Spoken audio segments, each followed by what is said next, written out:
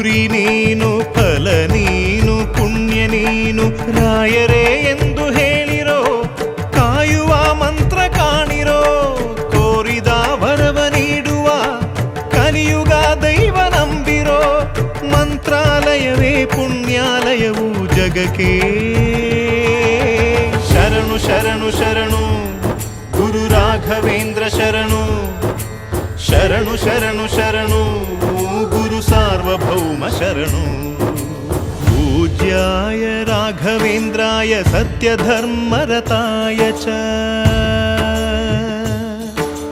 भजतां कल्पवृक्षाय नमतां